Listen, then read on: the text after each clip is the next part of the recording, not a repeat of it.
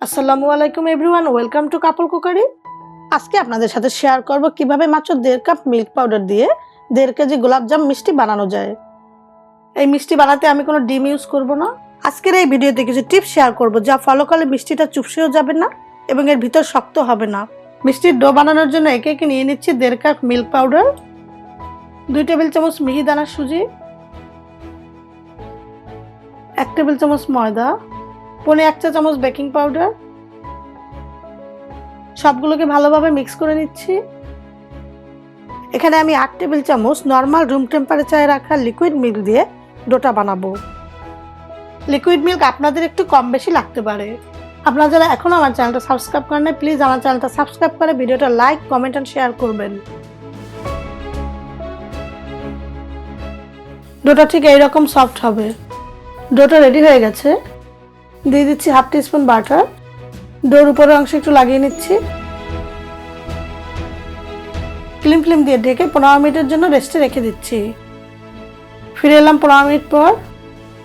Important tips, যদি কোনো কারণে ডোটা শক্ত হয়ে যায় সেক্ষেত্রে কিছুটা লিকুইড মিল্ক অ্যাড করে নেবেন। একটু মথে নিচ্ছি। ডোটাকে 15টা ভাগে ভাগ করে নিব। হাতে একটু বাটার লাগিয়ে একটা টুকরো দিয়ে মিষ্টি বানিয়ে দেখাচ্ছি।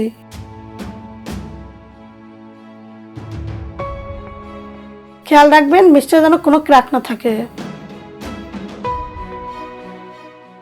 চুলায় একটা প্যান বসিয়ে দিয়ে দিচ্ছি অয়েল। লো হিটে তেলটা গরম করব। সবগুলো মিষ্টি তেলে ছেড়ে দিচ্ছি। ইম্পর্টেন্ট টিপস, মিষ্টিগুলো লো হিটে ভেজে নিতে হবে।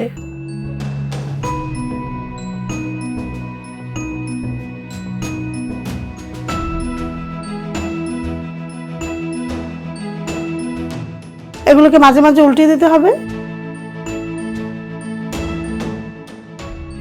মিষ্টিগুলোকে আমি গোল্ডেন ব্রাউন করে ভেজে নেব। ভাজা হয়ে গেছে, এখন এগুলোকে তুলে নিচ্ছি। ঠান্ডা হওয়ার জন্য মিষ্টিগুলোকে 5 মিনিট রেখে দেব। এতে করে মিষ্টিগুলো চুপসে যাবে না এবং এর ভিতর শক্তও থাকবে না। মিষ্টির শিরাটা বানানোর জন্য চুলায় একটা সসপ্যান বসিয়ে দিয়ে দিচ্ছি 6 কাপ গরম পানি, 3.5 কাপ চিনি, 4টা এলাচ। শিরাটা রেডি হয়ে গেছে। মিষ্টিগুলো শিরার মধ্যে দিয়ে দিচ্ছি। ইম্পর্টেন্ট টিপস, চিনির শিরাটা পাতলা হবে। ঢাকনা দিয়ে ঢেকে মিষ্টিগুলো 15 মিনিট হাই হিটে জাল করব।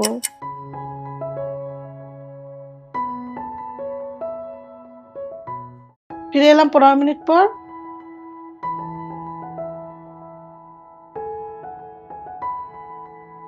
চুলাটা বন্ধ করে দিচ্ছি। দেখতেই পাচ্ছেন মিষ্টিগুলো একটাও চুপসে যায় নাই। আবারও ঢাকনা দিয়ে ঢেকে 2 থেকে 3 ঘন্টার জন্য রেস্টে রেখে দিব। ফিরে এলাম 3 ঘন্টা পর।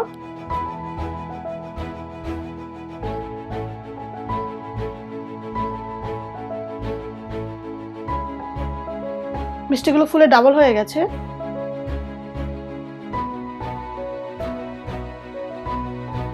এখন এগুলোকে শিরা থেকে তুলে নিচ্ছি। তৈরি হয়ে গেল গোলাপজাম। আশা করছি রেসিপিটা আপনারা ট্রাই করবেন এবং কেমন হলো তা আমাকে কমেন্ট করে জানাবেন। আজকের ভিডিও দেখার জন্য সবাইকে অসংখ্য ধন্যবাদ। সবাই ভালো থাকবেন, সুস্থ থাকবেন। আল্লাহ হাফেজ।